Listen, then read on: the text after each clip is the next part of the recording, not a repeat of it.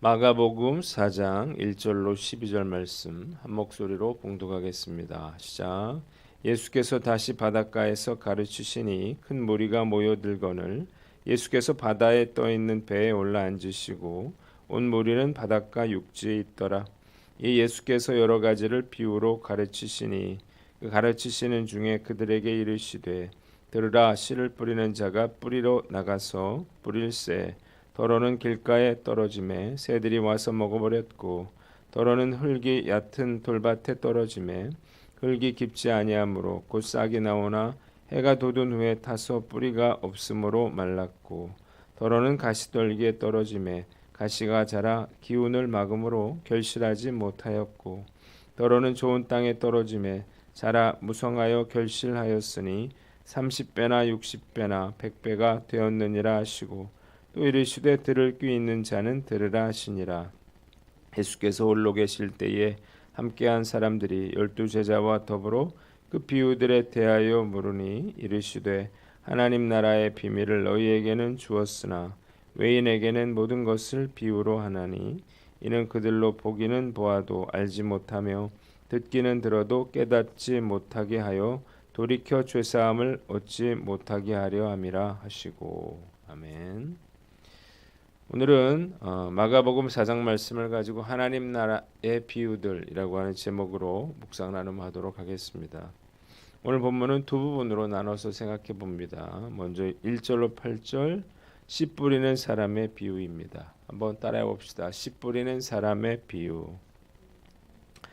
예수님은 하나님의 나라를 다음 네 가지 밭에 씨를 뿌리는 자의 비유로 설명하십니다. 첫 번째 길가에 대해서 4절에 나와 있습니다. 길가는 밭과 밭 사이에 난 그런 좁은 길을 말합니다. 이런 길은 가는 사람들의 왕래로 인해서 땅이 단단해지겠죠. 그래서 이런 땅은 씨앗이 뿌리를 내릴 수가 없고 결국 새들의 먹이가 되는 것입니다. 길가에 뿌려진 씨앗은 그러니까 열매를 맺을 가능성이 거의 없습니다.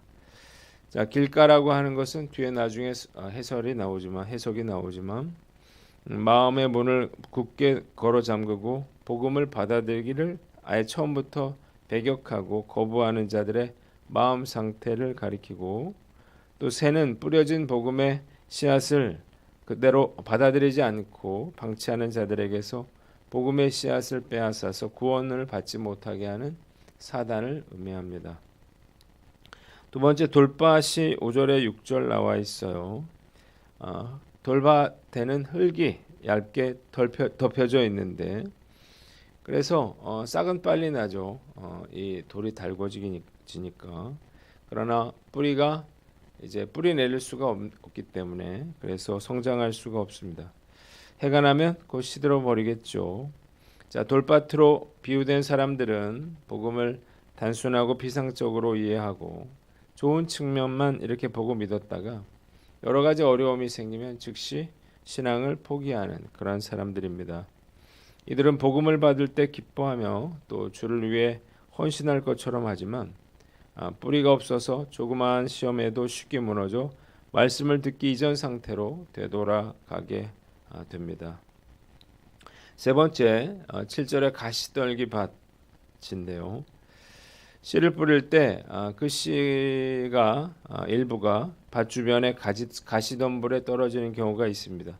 그러면 이 씨앗은 돌밭에 뿌려진 씨앗과는 달리 뿌리를 내리긴 합니다. 그러나 위로 자라지는 못하겠죠. 가시덤불이 위로 자라지 못하도록 그렇게 막고 있기 때문입니다. 이 가시덤불은 신앙적인 장애 요소로서 복음의 기운을 꺾어버리게 하는 모든 것을 의미합니다. 이런 사람은 말씀을 듣고 신앙생활을 하지만 세상 염려와 유혹에 사로잡혀서 신앙의 결실을 맺지 못합니다. 마지막으로 8절에 좋은 땅입니다. 좋은 땅은 말 그대로 식물이 자라기에 적합하도록 그렇게 잘 개간이 돼 있고 돌과 잡초가 제거돼 있고 충분한 수분과 햇볕이 제공되는 그러한 옥토를 가리킵니다. 좋은 땅에 뿌려진 씨앗은 어떤 것은 100배, 어떤 것은 60배, 어떤 것은 30배의 결실을 맺게 되는데, 이 좋은 땅은 착하고 좋은 마음의 상태를 가리킵니다. 이런 마음을 가진 사람들은 어려운 상황 가운데에서도 세상의 염려와 유혹을 물리치고 100배의 결실을 맺는 것입니다. 자, 씨 뿌리는 자의 교훈, 비유가 주는 교훈이 무엇인가요? 농부도 같은 인물이고 또 뿌리는 씨앗도 동일한 것이지만 그 씨가 뿌려진 땅의 토양과 토질에 따라서 수확이 달라진다는 것입니다. 마찬가지로 하나님께서 모든 사람에게 생명의 복음을 주시지만 그들이 복음을 받아들이는 마음의 상태에 따라서 구원의 여부가 결정되는 것입니다. 한번 따라해 봅시다. 좋은 밭이 되도록 노력하라. 자, 하나님의 나라는 받아들이는 사람의 마음 자세에 따라서 엄청난 차이가 나는 것을 우리가 알 수 있습니다. 그래서 우리의 마음이 좋은 밭이 되도록 그렇게 노력하셔야 합니다. 그래야 많은 열매를 맺을 수가 있습니다. 자, 말씀을 받을 때에 우리가 처한 상황과 또 신앙 상태에 따라서 우리의 마음이 길가도 될 수 있고 돌밭도 될 수 있고 가시덤불도 될 수 있다는 생각이 듭니다. 만약에 우리의 마음이 길가와 같이 단단해졌다면 그 마음을 갈아엎도록 노력해야 되는 거예요. 그리고 우리의 마음이 돌밭 같다면 돌을 골라내야 되겠죠. 그리고 가시덤불이라면 그 가시를 제거해야 하는 것입니다. 중요한 것은 씨가 아니라 우리의 마음이죠.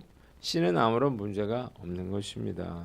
그래서 우리가 우리 마음을 잘 들여다보고 우리 마음밭을 잘 관리해서 좋은 밭이 되도록 그렇게 노력해야 하는 것입니다. 성도들도 마찬가지죠. 설교자도 열심히 하나님의 말씀을 준비해서 그렇게 전해야 되겠지만 성도님들도 열심히 말씀을 사모하면서 들을 준비가 되어 있어야 하는 것입니다. 마음이 좋은 밭이면 어떤 설교라도 은혜 받을 수 있습니다.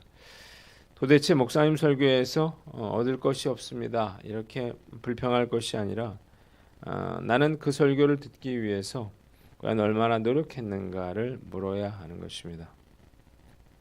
두 번째는 복음을 전하되 낙심하지 말아라는 것입니다. 한번 따라해 봅시다. 복음을 전하되 낙심하지 말라.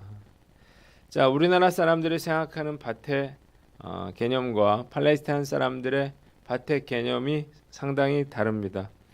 대한민국은 비옥한 그런 평야 지대의 밭이 있죠. 그러나 이스라엘은 대부분 석회암 산지고 그리고 우기와 건기가 있기 때문에 우리나라와 같은 농사법을 생각하시면 안 됩니다. 우리나라는 이렇게 비옥한 평야가 이렇게 펼쳐져 있지만 팔레스타인은 이런 밭이 아니라 밭 자체가 돌과 가시덤불이 섞여 있는 곳을 말하는 것입니다. 그리고 그 밭을 걸어 다니면 길이 되는 거예요. 그러니까 우리나라처럼 이렇게 분리된 곳에 이 좋은 밭만 가려서 씨를 뿌리기 어려운 거예요. 그래서 가시덤불이든 돌밭이든 전체적으로 씨를 뿌릴 수밖에 없는 거고, 그러면 어딘가에 싹이 돋아서 열매가 나는 것입니다. 오늘 본문은 우리가 전도할 때 꼭 유념해야 할 그런 말씀이죠. 사실 우리는 우리가 전도하려고 하는 사람의 마음밭이 길가밭인지 돌밭인지 가시덤불인지 좋은 밭인지 우리가 정확하게 알 수가 없습니다. 그러니까 우리가 복음을 전할 때는 그 사람의 마음 상태에 상관없이 씨를 뿌리는 것입니다.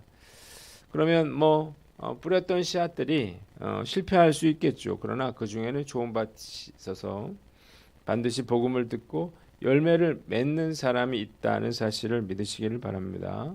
그래서 우리가 복음을 전할 때 비록 결실이 없는 것처럼 보일지라도 낙심하지 않고 최선을 다해 복음을 전해야 하는 것입니다. 저도 지금까지 열심히 전도를 해왔는데 전도의 열매가 없어서 정말 낙심한 적이 참 많았습니다. 그러나 좋은 밭에 떨어진 씨가 풍성한 열매를 맺는 걸 보면서 주님께서 하신 말씀이 정말 진리의 말씀이라 이런 생각이 듭니다.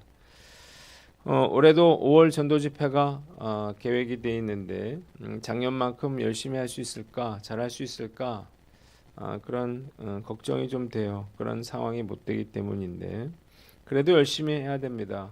열심히 전하면 반드시 열매를 거두게 될 것입니다. 이 믿음으로 우리가 최선을 다해 전도하는 저와 여러분들 되시기를 주님의 이름으로 축원합니다.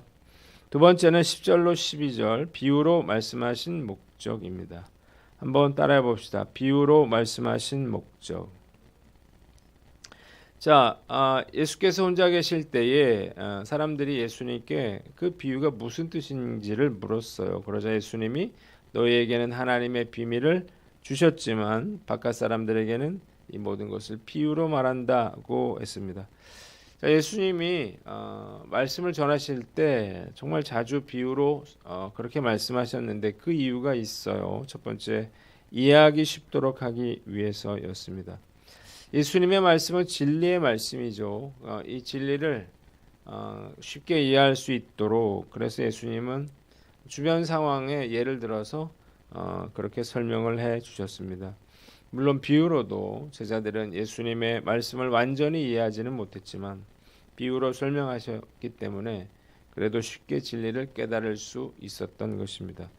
두 번째는 마음이 완악한 자들로 하여금 진리를 깨닫지 못하도록 하기 위해서 비유로 전하셨습니다.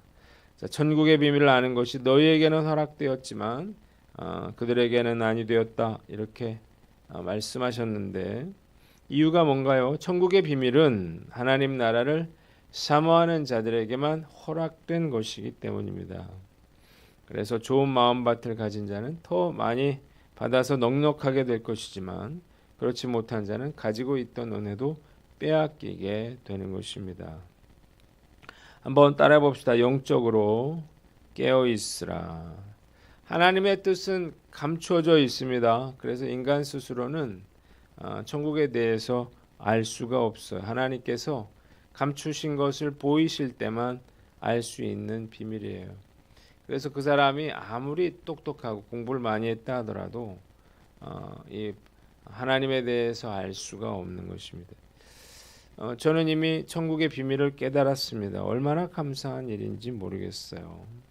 하나님이 저에게 깨닫는 은혜를 주셨기 때문에 깨달은 거죠. 만약에 은혜를 주시지 않았더라면 저는 지금도 하나님에 대해서 아무것도 모르는 그런 무지한 사람으로 살고 있었을 것입니다. 자, 얼마나 감사한지요. 자, 우리가 이런 깨달음을 어떻게 해야 될까요? 계속해서 유지해 나가야겠죠. 그러기 위해서 해야 될 일은 우리가 영적으로 깨어 있어서 하나님의 말씀에 귀를 기울여야 하는 것입니다. 그렇지 않으면 새가 길가에 떨어진 씨앗을 가져가는 것처럼 마귀가 하나님의 말씀을 내 마음에서 그렇게 빼앗아가 버리고 이미 가진 것도 빼앗기는 신세가 될 것입니다. 오늘 난 어떤가 우리가 돌아보고 나의 영적인 귀와 눈이 닫혀지지 않도록 늘 깨어있는 저와 여러분들 되시기를 주님의 이름으로 축원합니다. 두 번째는 순종하려는 마음으로 말씀을 듣자는 것입니다. 한번 따라해 봅시다. 순종하려는 마음으로 말씀을 들으라.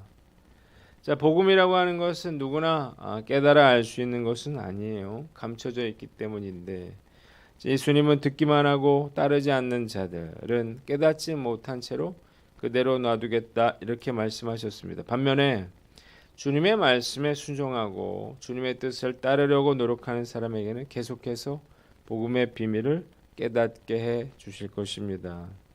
며칠 전에 그 헐리우드에서 최고의 특수 촬영 감독으로 일하고 있는 스티븐 오라고 하는 장로님의 간증을 들었는데요. 이 간증을 들으면서 하나님께 순종하는 분들을 하나님께서 어떻게 인도해 주시는지를 생생하게 경험할 수 있었습니다. 이 스티븐 오 장로님이 어떤 얘기를 했냐면 요즘 성경 읽기가 너무 재밌다는 거예요. 그러면서 순종할수록 하나님께서 더 깊은 깨달음을 주신다 그렇게 말을 했는데 참 맞는 말이라 그런 생각이 들어요. 순종하기 시작하면요 그러면 비밀의 그러한 문이 열립니다. 그래서 더 깊은 은혜를 체험하게 되는 거예요. 불순종하면 우리의 마음 문이 닫히는 거죠. 그래서 하나님의 은혜를 쏟아부어 주셔도 우리가 그 은혜를 받을 수가 없는 것입니다. 제가 계속 장례식이 있어서 그 3일장을 치르면서 지방에도 있었거든요. 그래서 참 바쁘고 또 마음도 분주하고 이래서 말씀 묵상을 깊이 못한 것 같아 죄송한 마음이 들었어요. 어쩔 수 없긴 하지만 바쁘다고 해서 말씀에 순종하려고 하는 그런 마음을 잃어서는 안 되겠다. 그런 생각을 해봅니다. 오늘 난 어떤가요? 내가 하나님 말씀에 얼마나 순종하려는 그런 마음들이 있는지 우리 스스로를 돌아보고 우리가 순종함으로 또 마음속에 숨겨진 비밀을 깊이 경험하며 깨닫는 저와 여러분들 되시기를 주님의 이름으로 축원합니다. 기도하겠습니다. 하나님 아버지, 날마다 우리의 마음을 좋은 밭으로 기경하게 하시고 영적으로 늘 깨어 있게 하여 주시옵소서.